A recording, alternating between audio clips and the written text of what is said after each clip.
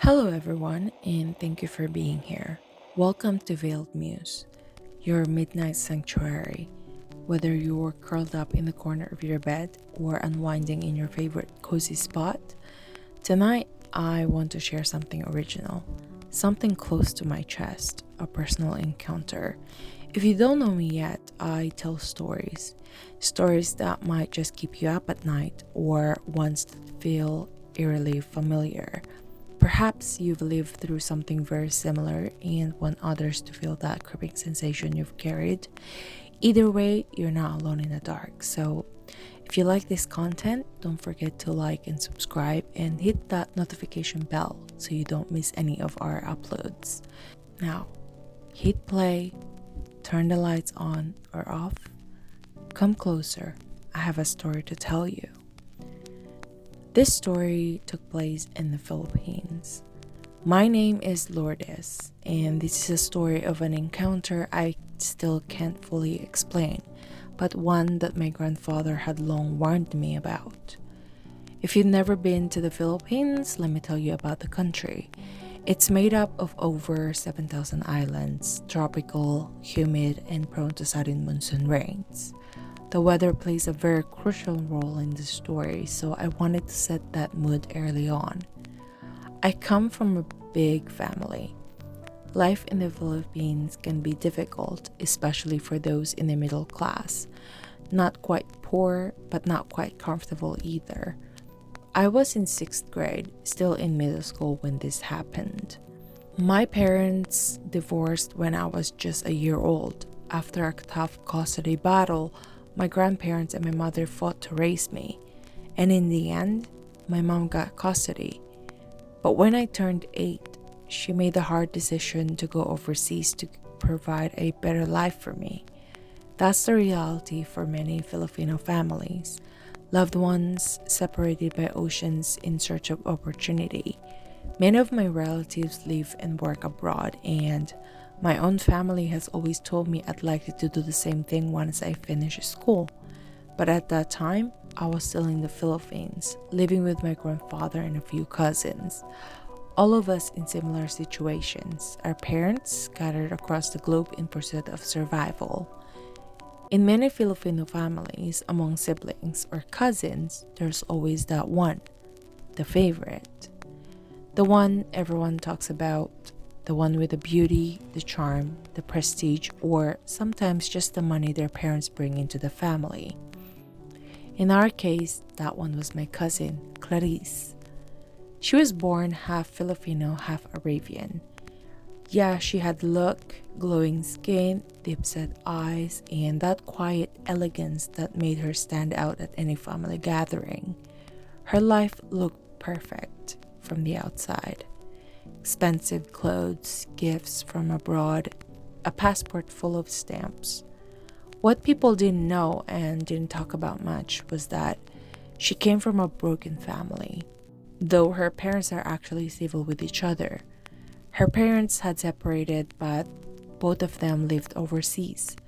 Their agreement for raising her is that Clarice would spend time with each of them every 6 months. Spring or summer breaks were for flying out to wherever they are stationed. But the school year, that stayed in the Philippines, where she lived with us. My grandma and my grandpa wanted her to blend in our culture. And that's where this night begins. It was just a regular evening in our household. Me, my grandpa, Clarice, our cousin Dave, and Marco, my youngest uncle, who was still in school at that time. Two of our other cousins had already flown out to visit their own parents abroad, so the house felt quieter than usual. That night was Clarice's turn. She was set to leave again, bags packed, passport ready. I even helped her fold her clothes into neat little piles, tucking them into her suitcase. She was calm, almost too calm, like someone who'd done this 100 times, like someone used to saying goodbyes. But something about that night didn't sit right with me. Something in the air kind of feels heavy and still, the kind of stillness that presses against your skin like it's warning you to stay put. My grandpa was outside loading most of Clarice's things into the car. Inside the house, I was curled up on the couch watching TV. Dinner had just ended. I'd made the rice and my grandpa had cooked adobo. It's a classic Filipino dish. Chicken simmered in soy sauce, vinegar, garlic, and onions. It's savory and very comforting. I remember Clarice had been a bit teary. She always was when it was time to leave, even if she had tried not to show it. "I'm gonna miss you," I told her, wiping my hands on my shorts. She looked at me and I could see something in her eyes. Like she wanted to say more than just goodbye to me. "Do you kinda feel something odd?" she asked. I blinked, kind of confused. That wasn't what I expected. "What do you mean?" I lowered the TV volume so I could hear her better. The room suddenly felt quieter than I intended it to be. She hesitated for a second and her fingers were kind of fiddling around her necklace. "I don't know. Remember I told you I haven't been sleeping well for the past 7 days?" I nodded in agreement with her. "There's this heavy feeling in this house. It's worse at night." And that's when I instinctively picked up my phone just to check the date and the time. November 1st. I didn't think much of it. Just a typical late rainy season night, right? But then it hit me. Tomorrow was November 2nd, All Souls Day. In the Philippines, the first 2 days of November are sacred. November 1st, All Saints Day. November 2nd, All Souls Day. We call it Undas, a time to remember our dearly departed. Families clean graves, light candles, offer food, and pray. It's also a time when people say the veil between the living and the dead is at its thinnest. I looked up at Clarice again, and that's when I realized she wasn't just talking about a feeling. She had seen something. I wanted to say something to her, something comforting, maybe even laughed it off. But before I could speak, my grandpa appeared by the door. "Clarice, it's time to go," he said. He looked at me and asked if I wanted to come along for the ride to the airport. I thought about it, I really did. But I'm still in school and I have to go back after a few days. And I had this project and it's a group one. Unfortunately for me, most of my group mates are not very active, and so it was all on me. The deadline had been pushed to November 4th, but even with the extension, the pressure was real. And honestly, I function better at night, always have. I think most of us do. There's something about the silence, the stillness, the world being asleep while you're finally awake. So I told my grandpa I'd stay home. "Don't worry, Marco and Dave are here, I won't be alone," I said. And besides, I wanted to clean up after dinner. At least have the dishes washed before everyone got back. I asked him if he'd be driving alone. He shook his head. "No, Pat is coming with me," he said. In our culture, pare is like brother, a term of endearment and closeness. He was talking about Mang Cardo, one of our older neighbors. He's a good man, retired. The kind who always drops by with brewed coffee and stories from his younger years. Full of adventures like sometimes you're never sure if it's true or not. "Okay then," I said, following them out. My grandpa looked back at me. "Don't forget to lock the door and close all the windows." "Yes, po," I replied. I walked Clarice to the car, and I gave her one last hug.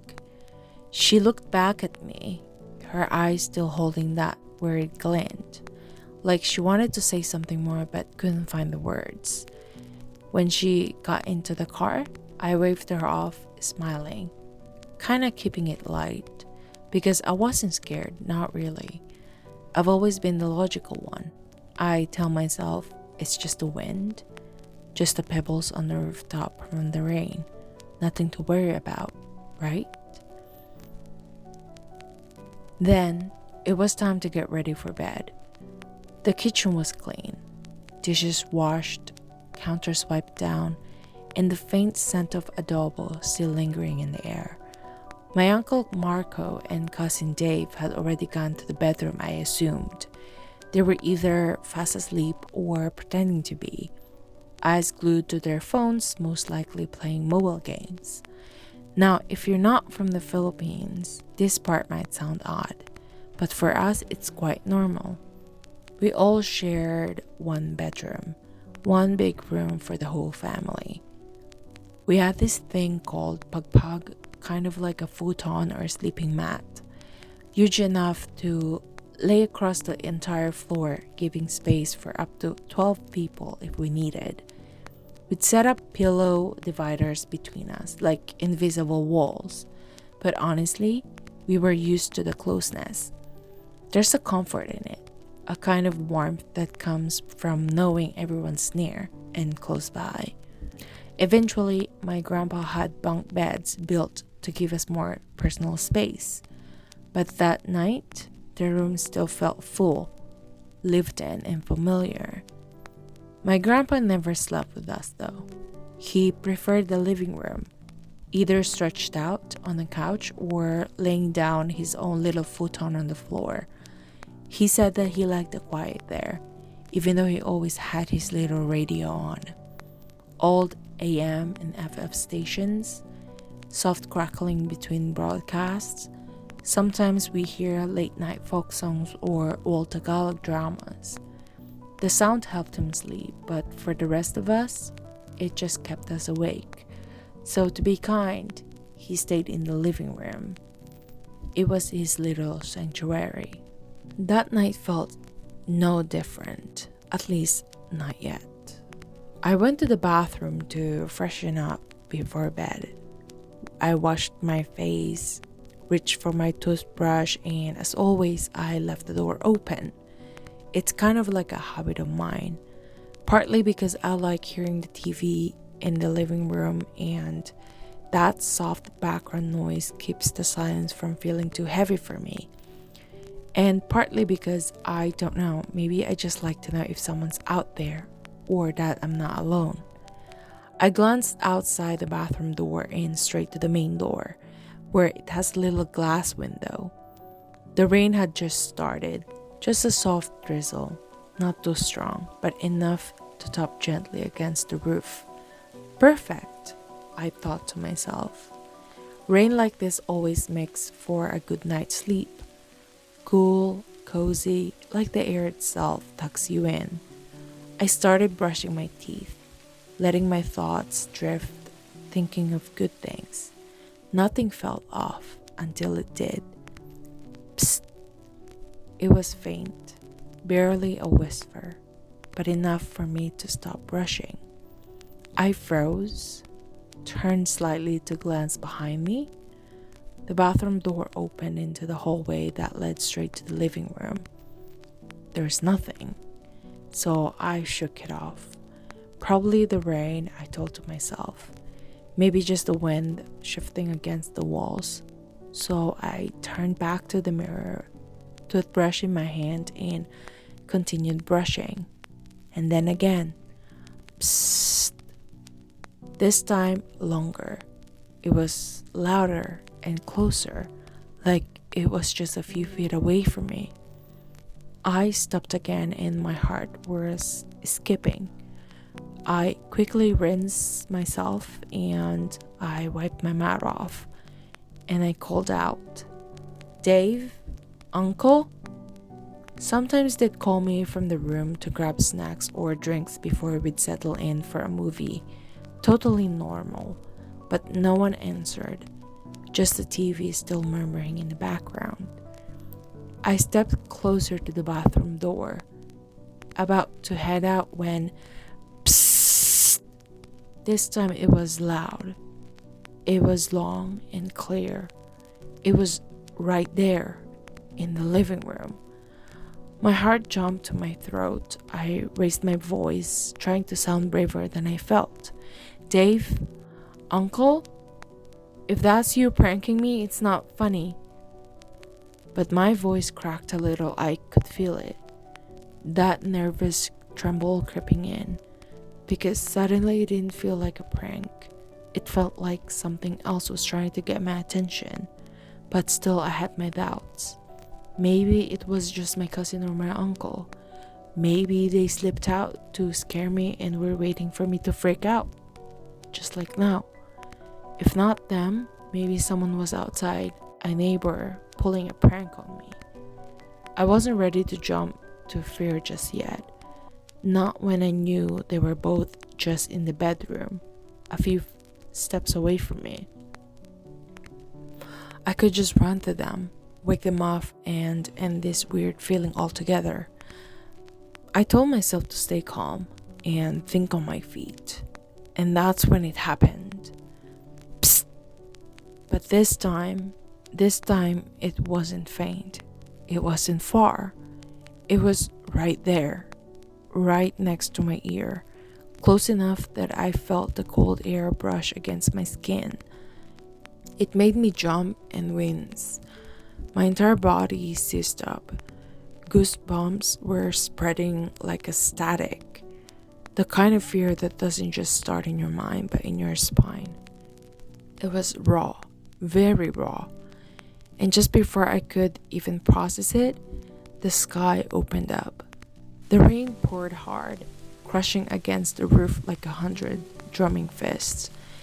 And then everything went black. There's a brownout. Total darkness. It's common in my country during the heavy monsoon season. When the rain gets too strong, we lose power. No lights, no TV, no fun, no comfort. Just shadows, a few candle lights, and probably an echo of your own breath. I screamed this time. A full panic cry that ripped out of my lungs and echoed throughout the house. I bolted out from the bathroom. My heart was racing and my eyes were blurry. I ran straight to the living room, towards the main door. I didn't stop. I just ran outside, barefoot, straight into the middle of our quiet little street. The rain hit instantly. It was cold on my skin, and it was hard, but I barely noticed it. It was just me out there. No neighbors, no lights in any windows, just the wind and the rain, and the pounding in my chest. I turned back towards the house just to check, and that's when I saw it. Someone was out there, standing just inside the doorway, not moving, not speaking. It was just watching. I couldn't tell if it was a man or a woman. It was just a dark silhouette, tall, still, and kinda off. But I kept staring at it. And then I heard it, that familiar hum.